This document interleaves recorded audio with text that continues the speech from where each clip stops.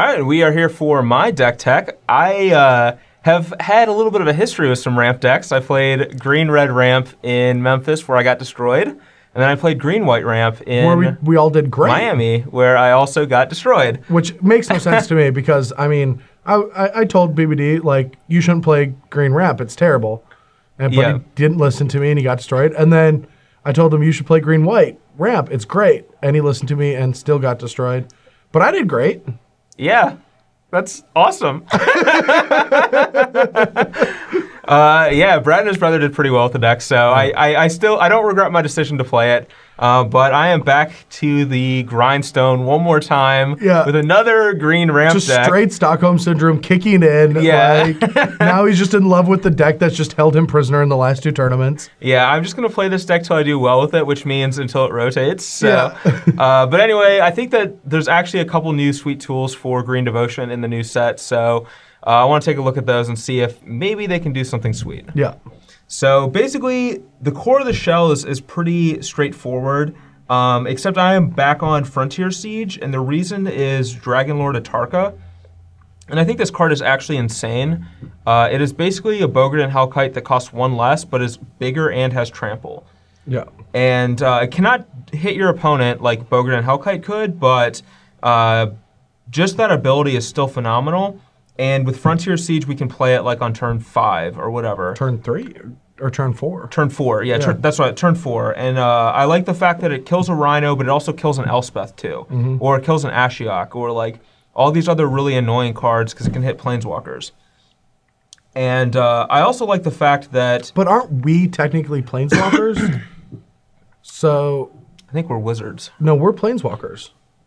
Are we? I think so. At least that's what we originally were. They might have changed our creature type. Yeah, I think we're just like Dirtles now. Yeah, we're just we're just the Dirtle type. We're just like the mana. Like that's all we are is we just give our abilities because you don't really need to be wizards and outthink each other anymore. You just cast big dragons. Yeah, exactly. I like that. That's awesome. But another sweet thing is that the Dragonlord Atarka also works with the other side of Frontier Siege, where if you have a siege on dragons, you can play a dragon. I get it now. Yeah. I never got it. Cons for being good with cons, and now dragons is good with dragons. Yeah. It's nifty. It's so flavorful. It is. It's so flavorful. It's so flavorful that I've actually been eating Frontier Siege along with my dinner every night. That's just great, healthy. Great flavor. My parents always said you got to eat your greens. Yeah.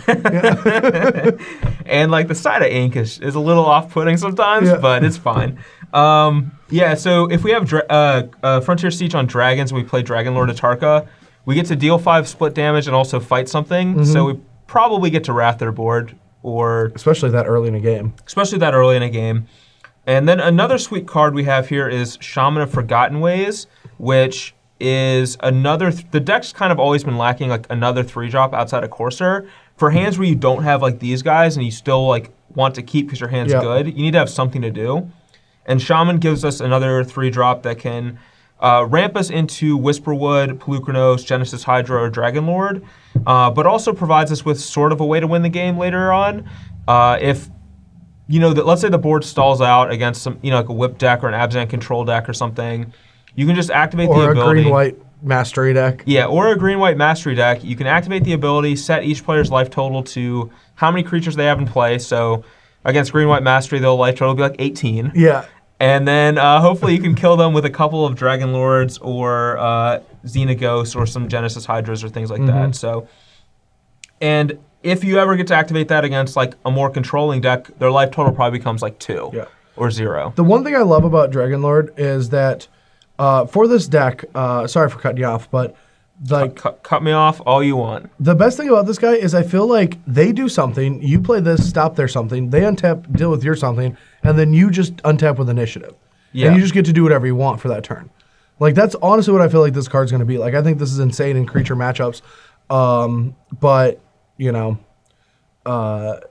the deck does seem soft to control. Like it's definitely soft to control. I feel like if this card is Xenaghosts, that like it feels like this feels like all the decks that we're trying to play in these red decks is like really good against non-control, but bad against the other decks. Yeah. So I mean, for you guys at home that are gonna be working on this deck, This is the one point that we'll see. Like maybe Xenagos is just better in that slot, but yeah, like I like Frontier Siege. Like back when I was playing with the green-red deck, Frontier Siege was much better than Xenagos in every matchup except control. So basically, if you expect a lot of control, these have to be Xenagoses, otherwise you're just not going to win. But with Xenagos in this slot instead of Siege, it becomes a lot harder to make Genesis Hydra and Dragon Lord good. That is true. So there's kind of a give and take there, and you have to kind of metagame for what you're expecting to play against. Exactly. Yeah, you metagame better than I did. And then I have a Miser Xenagos Gata Rebels, which I actually think that the combination of Xenagos and Atarka is pretty absurd, and I feel like maybe that's a direction to take this deck as well. Well, I mean, I think the old Atarka is better with Xenagod. Sure, it is. Like, but I don't know why, after all these years of living, that he got worse with the gods. What do you mean? Like, Atarka, yeah. You know, he's existed for so long. He's even now a Dragon Lord, yet he's just weaker. He's smaller. He's actually bigger. True, but he doesn't have double strike. He doesn't have double strike, yeah. Yeah, Xenagos is definitely better with the other Atarka, but I mean, we're talking small amounts. Like he still deals 18 or 16 damage. Yeah, he still deals 16 here, and this Atarka is just a lot better. Yes, because it actually does stuff. Like the other one is just a big body to attack with. This one kills things, and then is still a big body to attack with. All the Dragon Lords feel better. They do, yeah. Yeah, they're really good. Silumgar might be the only one that's not, but I mean that's just because we overvalue Hexproof as competitive players. That's fair. Yeah. But anyway, this is the main deck for Green Red Devotion. Let's go ahead and look at some of these sideboard cards. But not all of them. Just some of them. 14 of the 15. Yep. You're going to have to guess the 15th. Yep. All right, we are back with the sideboard, and as Brad pointed out, we're bad against control decks. So our sideboard is like 14 or anywhere. 14. Yeah. 14 of cards. 15, yeah. 14 cards that can come in against control. Reclamation Sage, maybe not. So maybe like only 12 to 13 that will come in against control, depending on what this is. To start with, we have Display of Dominance, which I think is a huge boon to these kinds of decks, because you can kill Ashiok with it, which is a huge annoyance. Whip. You can kill Whip with it, but you can also protect your guys from Hero's Downfall too, which is important. So I think this card is phenomenal against those decks, because Ashiok is like one of the hardest cards to beat, and just having a cheap instant that kills it, where you can just go like Elvish Mystic, play another thing, they play their Ashiok, you just like kill it and play a guy, and like suddenly you're way far ahead. Yeah, the whole like hate cycle in this set are all phenomenal cards that are all really good at hating certain things, except the red one, which has nothing to do with standard. But I just saw it and it's like, oh, that's just a strict upgrade to Combust against Splinter Twin. It is. It's not a strict upgrade though, because Combust also kills Rhino. But it is not boarded in against Rhino decks. Yeah, but it is just like kill your Deceiver for 1 mana. Yep. But yeah, this one is just. How many times have we played green decks in the last year, and we have just said, how do we deal with Ashioks? Many times. Pretty much every time. Every single time, yeah. So this is pretty important. Outpost Siege is mainly for Abzan control, where they're going to try to grind you out with card advantage, and this just lets you stay ahead. It may seem weird because you're just going to be drawing a lot more like random mana guys and stuff, but just churning through your deck to see more cards is like really important. I mean, you might as well just board out a lot of your mana guys anyway, because you're going to wrap into something that they kill anyway. Yeah, you're going to board out some of those guys anyway. And then there's 3 Xenagoses, which are good against other ramp decks and also control decks. And then Mistcutter is just for blue-black, blue-white, control, Esper, whatever flavor of control people are playing.